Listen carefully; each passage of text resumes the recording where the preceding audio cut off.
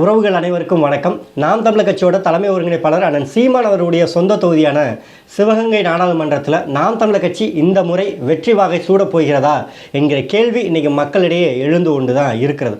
கிட்டத்தட்ட ஒரு அரை நூற்றாண்டு காலம் காங்கிரஸ் கட்சியோட பிடியில் சிக்கி தவிக்கக்கூடிய இந்த சிவகங்கை நாடாளுமன்ற தொகுதி எந்த விதமான வளர்ச்சியும் கண்டது கிடையாது, எந்த விதமான பொருளாதார வளர்ச்சியும் ஏற்பட்டது கிடையாது, எந்த விதமான மாற்றத்தையும் என் மக்கள் இந்த இரு வெளிகளால் பார்த்து வியந்ததும் கிடையாது.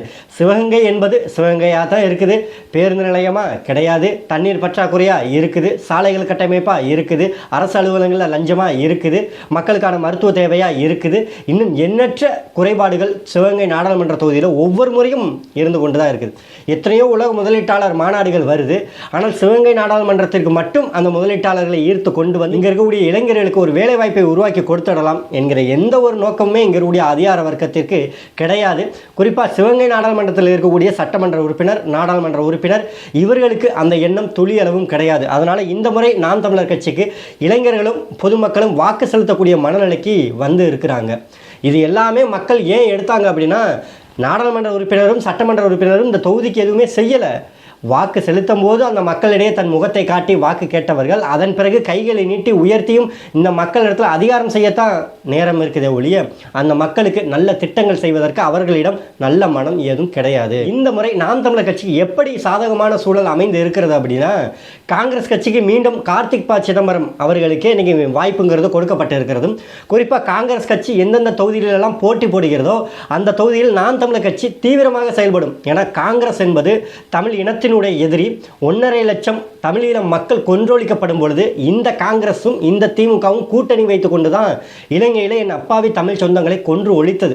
அந்த ஒற்றை காரணத்திற்காக மட்டும் கிடையாது, இன்னைக்கு இந்தியாவில் பல மாநிலங்களோட உரிமை பறிக்கப்பட்டது என்றால், பல தேசிய இனங்கள் இன்று வரை போராடி கொண்டிருக்கிறது என்றால் அதற்கு விதை போட்டதும் இந்த காங்கிரஸ் கட்சி தான். அதை தொன்று தொட்டு இன்னைக்கு வழிநடத்தி கொண்டிருப்பது இந்த பாரதிய ஜனதா கட்சி தான். அப்போ காங்கிரஸ் கட்சி எங்கெல்லாம் போட்டியிடுகிறதோ அங்கெல்லாம் நாம் தமிழர் கட்சியோட பரப்புரைங்கிறது இந்த முறை அனல் பறக்கும் என்பதில் மாற்றுக்கிறது கிடையாது. அப்படி பார்க்கும்பொழுது சிவகங்கை தொகுதியும் விதிவிலக்கல்ல, சிவகங்கை தொகுதியும் கூடுதலாக பரப்புரை செய்யப்படும். ஏன்னால் அண்ணன் சீமான் அவருடைய சொந்த தொகுதி. இன்னைக்கு சிவகங்கை தொகுதியில் அதிமுக சார்பில் ஐயா சேவியதாஸ் அவர்கள் நிற்கிறாங்க.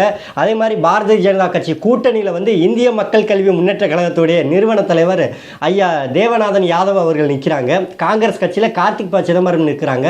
நாம் தமிழர் கட்சியில் அக்கா எழிலரசி அவர்கள் நிற்கிறாங்க. எழிலரசி அவர்கள் ஒரு பெண் வேட்பாளராக இந்த சிவகங்கை நாடாளுமன்ற தொகுதியில் அறியப்படுறாங்க. மற்ற 3 வேட்பாளர்களுமே ஆண் வேட்பாளராக இருக்கும்பொழுது நாம் தமிழர் கட்சியோட வேட்பாளர் பெண் வேட்பாளர் என்கிற பொழுது பெண்கள் மத்தியில் அவர்களுக்கு கூடுதலாக மதிப்பு உயர்வதற்கான வாய்ப்புகள் அதிகம் இருக்குது. இன்னைக்கு மற்ற கட்சிகளோட அதிகபட்ச செயல் திட்டம் என்ன அப்படின்னா, பணத்தை கொடுத்து வாக்கு வாங்குவது தான். மாற்றுக்கிறது கிடையாது. ஒவ்வொரு முறையும் இங்கே இருக்கக்கூடிய திமுக, அதிமுக, பாஜக, காங்கிரஸ் இவர்களுடைய ஒற்றை நோக்கம் என்னன்னா, சிவகங்கையில் சிற்றூர்கள் அதிகமாக இருக்கிறது, அதாவது கிராமப்புறங்கள் அதிகமாக இருக்குது, அங்கே இந்த சமுதாய ரீதியான கட்டமைப்புகளும் பலமாக இருக்கிறது. அப்போ அந்த மக்களிடத்தில் எளிதாக அவர்களிடம் சமுதாயத்தின் பேரில் மக்களை நெருங்க முடியுது. அந்த மக்களிடத்தில் பணத்தை கொடுத்து அவர்களுடைய வாக்கை வாங்குவதற்கு அவர்கள் சாதகமான ஒரு சூழல் அமைந்து விடுகிறது. இதில் சிவகங்கை நாடாளுமன்ற தொகுதி மட்டும் கிடையாது, தமிழ்நாட்டில் இருக்கக்கூடிய பல தொகுதிகளில் 50 வயதுக்கு மேற்பட்ட அனைவருமே இந்த ரெட்டலைக்கு உதயசூரியனுக்கும் வாக்கு செலுத்தக்கூடிய ஒரு மனநிலைக்கு எப்போதுமே இருப்பாங்க. ஏனென்றால் அவர்களுடைய விரல்கள் வந்து தினந்தோறும் ஒவ்வொரு தேர்தல் வரும்பொழுதும் சரி, ஐயா எம்ஜிஆர் அவர்களுக்காகவும் ஐயா கருணாநிதி அவர்களுக்குமாகவே அந்த தொகுதிகளுக்கு அந்த கட்சிகளுக்கு வாக்கு செலுத்தி அவர்கள் வந்து பழக்கப்பட்டுட்டாங்க. அவர்கள் வந்து எந்த ஒரு புரட்சியின் மூலியமாகவும் எந்த ஒரு நல்ல எண்ணத்தின் மூலியமாகவும் எந்த ஒரு அநீதிகளுக்கு எதிராக போராடக்கூடிய ஒரு கருத்துக்களை விதைத்தாலும் அவர்களிடம் எதிர்பார்க்க முடியாது. அவர்களுடைய மனநிலை அப்படித்தான். அவர்களை நம்ம மாற்றுவதற்கும் வரல, அவர்களுடைய தலைமுறையை பற்றி நம்ம கவலைப்படலை, அவர்களிடத்தில் நம்ம எந்த ஒரு மாற்றத்தையும் விரும்பலை. ஆனால் அவர்களுடைய வாரிசாக இருக்கக்கூடிய அடுத்த தலைமுறையும் அடுத்து வரக்கூடிய தலைமுறைக்கும் நாம் நல்ல ஒரு புதிய தேசத்தை இங்கே உருவாக்கி வைக்கணும் அப்படின்னா இங்கே மாற்று அரசியல் நம்ம விதைத்து ஆகணும். அந்த எண்ணத்தின் அடிப்படையில் தான் இன்றைக்கி சிவகங்கை நாடாளுமன்ற தொகுதியிலும் திமுக, அதிமுக, காங்கிரஸுக்கு வாக்கு செலுத்தக்கூடிய மக்கள் அதிகமாக இருக்கிறாங்க. ஏன்னா அவர்கள் பழக்கப்பட்டு இருக்கிறாங்க, அதிலிருந்து வெளிவர முடியலை. ஆனால் மாற்றத்திற்கு தயாராக இருக்கக்கூடிய அனைத்து விதமான மக்களுமே இன்னைக்கு நாம் தமிழர் கட்சியை தேர்ந்தெடுக்கக்கூடிய ஒரு மனநிலைக்கு வந்து இருக்கிறாங்க. மொத்தம் கிட்டத்தட்ட 14 லட்சம் வாக்குகள்ங்கிறது சிவகங்கை நாடாளுமன்ற தொகுதியில் இருக்குது. இங்கே ஆண் வாக்காளர்களுக்கு இணையாக பெண் வாக்காளர்களும் அதிகமாக இருப்பது நாம் தமிழர் கட்சியோட பெண் வேட்பாளருக்கு கூடுதல் பலமாக பார்க்கப்படுகிறது. அது மட்டும் கிடையாது, அண்ணன் சீமான் அவர்களுடைய தொடர்ச்சியான களப்பணியும் இங்கு வந்து அதிகமான ஒரு வளர்ச்சியை கொடுத்துருக்குன்னு தான் சொல்லி ஆகணும். குறிப்பாக நாம் தமிழர் கட்சி விவசாயம் சார்ந்த பிரச்சனைகளுக்காக கடந்த 14 ஆண்டுகளாக எண்ணற்ற போராட்டங்களை இந்த மண்ணில் தொடர்ந்து போராடி கொண்டு வருது. மக்களுக்கான ஊழல் லஞ்சமற்ற நிர்வாகத்தை கொடுக்க வேண்டும் என்று தொடர்ச்சியாக போராடி கொண்டு வருகிறது. விவசாயிகளுக்கான தண்ணீர் பெற்றுக் கொடுக்க வேண்டும் என்று தொடர்ச்சியாக நாம் தமிழர் கட்சி போராடி வருகிறது. எல்லா கிராமப்புறங்களையும் தற்சார்பு பொருளாதாரத்தை ஏற்படுத்தி அங்கு இருக்கக்கூடிய மக்களை தன்னோட வாழ்விடங்களை விற்று நகர்ப்புற பகுதிகளுக்கு நகர விடாமல் தடுத்து நிறுத்துவதற்கான வேலை வாய்ப்புகளை உருவாக்க வேண்டும் என்கிற கோரிக்கையை ஒவ்வொரு முறையும் நாம் தமிழர் கட்சி முன்வைக்கிறது. அப்போ இந்த மாதிரியான திட்டங்கள் எல்லாமே இன்னைக்கு சிவகங்கை பகுதியில் இருக்கக்கூடிய மக்களுக்கு ஒரு பெரிய ஒரு நம்பிக்கையை கொடுத்திருக்குன்னு தான் சொல்லியாகணும். அது மட்டும் கிடையாது, இங்கே காங்கிரஸ் கட்சிக்கு இந்த முறை வாய்ப்பு கொடுத்தது என்பது சிவகங்கை தொகுதியில் ஒரு பெரிய பின்னடைவாக தான் பார்க்கப்படுது. அது காங்கிரஸ் கட்சியில் இருக்கக்கூடியவர்களுக்கே அந்த நிலைமை இருக்குது. அவர்களே வெளிப்படையாக ஏன் மறுபடியும் ஐயா அவர்களுக்கே வாய்ப்பு கொடுத்தாங்க அப்படிங்கிற கேள்வி அவர்கள் முன்வைக்கிறாங்க. அந்த அளவுக்கு அவருடைய செயல்பாடுகள் கடந்த காலங்களில் இருந்திருக்குது. ஏன்னா அவர் காங்கிரஸ் கட்சியில் பயணித்திருந்தாலும் அவர் பாரதிய ஜனதா கட்சியோட கருத்தை முள்வாங்கி பேசக்கூடியவர்களாக தான் பல இடத்துல இருக்கிறாங்க. திமுக நீட் தேர்வு வேணாம்னு ஒரு பக்கம் போராடும், இவர் விமான நிலையத்தில் இருந்துக்கிட்டு நீட் தேர்வு வேணும், அதனால் பல நன்மைகள் இருக்குன்னு சொல்லுவார். அதே மாதிரி பாரதிய ஜனதா கட்சி கொண்டு வரக்கூடிய பல திட்டங்களில் அது ஏற்றுக்கொள்ளக்கூடியது தான். அதை நம்ம அரசியலுக்காண்டி எதிர்க்கக்கூடாது, ப்ராக்டிக்கலாக திங்க் பண்ணணும் அப்படின்னு சொல்லுவார். அதாவது சிவகங்கை நாடாளுமன்ற தொகுதியோட வேட்பாளர் எழிலரசி அவர்கள் ஒரு நேர்காணல் கொடுக்கும்போது கூட சொல்லியிருந்தாங்க, ஐயா கார்த்தி சிதம்பரம் ரொம்ப திறமையான ஆள், அவர் நல்ல படிப்பு கல்வியறிவு கொண்டு இருக்கிறாங்க, அவங்களுக்கு நல்ல திறம்பட செயல்படக்கூடிய ஒரு ஆள், ஆனால் அது செயல்பாட்டுக்கு வரல, அதாவது அது தடைப்பட்டுன்னு இருக்கிறது. எதற்காக இதை இந்த இடத்துல நம்ம பேசுகிறோம் அப்படின்னா, இங்கே சிவகங்கை மக்கள்கிட்ட இருக்கக்கூடிய ஒரு பழக்கம் என்ன அப்படின்னா, தன்னுடைய வேட்பாளர்களை தனி மனித உருவத்தின் மூலியமாக தேர்வு செய்யக்கூடிய ஒரு பழக்கமும் இங்கே இருக்கிறது. அதாவது நம்ம ஊருக்காரரு, நம்ம பக்கத்து ஊர், நம்மளோட இங்கேயே இருக்கக்கூடியவர் நம்மள்ட்ட நல்லா சிரித்து பேசுகிறாருல, ஏன் அவருக்கு வாக்கு செலுத்தக்கூடாது, இந்த மனநிலையும் அவர்களிடம் ஒவ்வொரு நாளும் ஓடிக்கொண்டு தான் இருக்கிறது.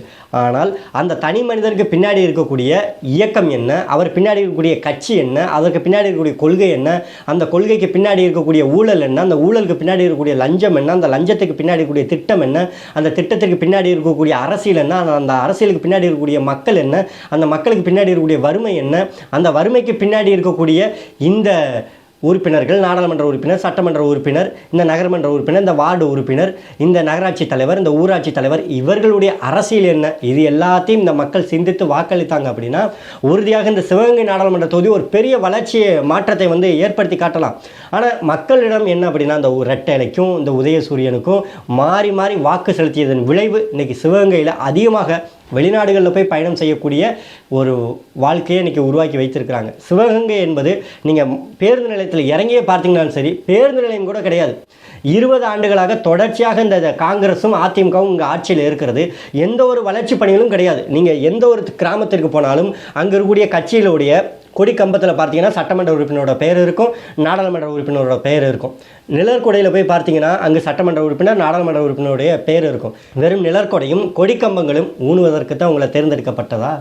மக்களுக்கான வளர்ச்சி திட்டம் செய்வதற்கு உங்களை தேர்ந்தெடுக்கப்படலை, மக்களுக்கான குரல் எழுப்புவதற்கு உங்களை தேர்ந்தெடுக்கப்படலை. வெற்று அறிக்கை தேர்தலின் சமயத்தில் பார்த்தீங்கன்னா கையெழுத்து கும்பிட்டுட்டு பக்கமாக நாங்கள் இதெல்லாம் மாற்றி காட்டுவோம் சொல்லி வர்றது. ஆனால் வென்று அதிகாரத்திற்கு வந்து விட்டால் அந்த நாடாளுமன்ற உறுப்பினர் சந்திக்கணும், சட்டமன்ற உறுப்பினர் சந்திக்கணும்னா மனு கொடுக்கணும், கோரிக்கை வைக்கணும், நான் பேசுகிறேன்னு சொல்லுவாங்க, அதை பற்றி யோசிக்கிறேன்னு சொல்லுவாங்க. ஆனால் அதிகாரத்துக்கு வர்றதுக்கு முன்னாடி நான் செய்கிறேன் அப்படின்னு. நீங்கள் என்னைக்கு இந்த பணத்தை வாங்கிக்கிட்டு இந்த ரெட்டை இலைக்கும் இந்த உதயசூரியனுக்கும் இந்த காங்கிரஸுக்கும் வாக்கு செலுத்தக்கூடிய மனநிலையில் என் மக்கள் வெளியில் வர்றாங்களோ அன்னைக்கு இந்த சிவகங்கை நாடாளுமன்ற தொகுதி, சிவகங்கை சட்டமன்ற தொகுதி நல்ல வளர்ச்சியை எட்டும். இல்லை அப்படின்னா இன்னும் 1000 ஆண்டுகள் ஆனாலும் சரி இந்த சிவகங்கை மக்களுக்கு விதியே இதுதான். பணம் வாங்கிட்டு ஓட்டு போட்டுட்டு சாதியை வச்சு சண்டை போட்டுக்கிட்டு சாராயத்தை வாங்கி குடிச்சுக்கிட்டு என் மக்கள் தினந்தோறும் விழி மேலே விழி வைத்து இந்த சிவகங்கையில் எதனா ஒரு வளர்ச்சி வந்துடாதான்னு உட்காந்துக்கிட்டே இருக்க வேண்டியதுதான். வைதேகி காத்திருந்தால் விஜயகாந்த் காத்திருந்த மாதிரி சிவகங்கை மக்களும் தினந்தோறும் காத்து கொண்டு இருக்க வேண்டியதுதான். ஏன் அப்படின்னா இங்கே மாற்றத்துக்கான அரசியல் நீங்கள் விதைத்தால் மட்டும்தான் அந்த விதைங்கிறது மாற்று அரசியலை இங்கே முளைக்க வைக்கும். நீங்கள் தினந்தோறும் இந்த வீணாக போன அரசியலையே தேர்ந்தெடுத்துக்கிட்டு இருந்தீங்க எந்த காலத்திலும் சிவகங்கை நாடாளுமன்ற தொகுதிங்கிறது வளரப்போவது கிடையாது. அதன் மூலியமாக உங்களுடைய வாழ்வாதாரமும் உயரப்போவது கிடையாது. அதற்காகத்தான் இந்த முறை நாம் தமிழர் கட்சி தற்சார்பு பொருளாதாரத்தை முன்னிறுத்தி, மாநில உரிமைகளை முன்னிறுத்தி, விவசாயத்தை முன்னிறுத்தி, மக்களுக்கான தண்ணீர் பிரச்சனையை முன்னிறுத்தி, மக்களுக்கான நிர்வாக சீர்கேடுகளை முன்னிறுத்தி, மக்களுக்கான ஊழல் லஞ்சத்தை முன்னிறுத்தி இன்னைக்கு களம் காணு கொண்டு இருக்கிறது. அந்த நாம் தமிழர் கட்சிக்கு வேட்பாளர் எழிலரசி அவர்களுக்கு ஒளிவாங்கி சின்னத்தில், அதாவது மைக் சின்னத்தில் நீங்கள் வாக்கு செலுத்துனீங்க அப்படின்னா இந்த முறை நாடாளுமன்ற தொகுதியில் சிவகங்கை மக்களோட குரலாக ஒழித்து சிவகங்கை மக்களுக்கு பாதுகாப்பு அரணாக நிற்கக்கூடிய அனைத்து விதமான முயற்சிகளையும் நாம் தமிழர் கட்சி செய்யும். நாம் தமிழர் கட்சி அதன் வழிபடி நடக்கும். ஏன்னா தமிழர்களுக்கு தண்ணீர் தரக்கூடாது என்று சொன்ன காங்கிரஸ் கட்சியோடு கூட்டணி வைத்துக்கொண்டு திமுக வாக்கு கேட்க வருது. 10 ஆண்டு காலம் கிடையாது, 14 ஆண்டு காலம் சிவகங்கை தொகுதியை தன் கட்டுப்பாட்டில் வைத்திருக்கக்கூடிய அதிமுகவும் இந்த முறை வாக்கு கேட்டு வருது. ஆனால் இவர்கள் செய்ய முடியாத மாற்றத்தை உங்கள் பிள்ளைகள் நாம் தமிழர் கட்சி ஒளிவாங்கி சின்னத்தில் நிற்கக்கூடிய அக்கா எழிலரசி அவர்கள் உறுதியாக செய்வாங்க. அதனால் இந்த முறை எழிலரசி அவர்களுக்கு வாக்கு செலுத்தி அவர்களை வெற்றி பெற செய்து சிவகங்கை மக்களுடைய கண்ணீரை துடைக்கக்கூடிய ஒரு கருவியாக சிவகங்கை நாடாளுமன்ற உறுப்பினராக அக்கா எழிலரசி அவர்களை தேர்ந்தெடுங்க.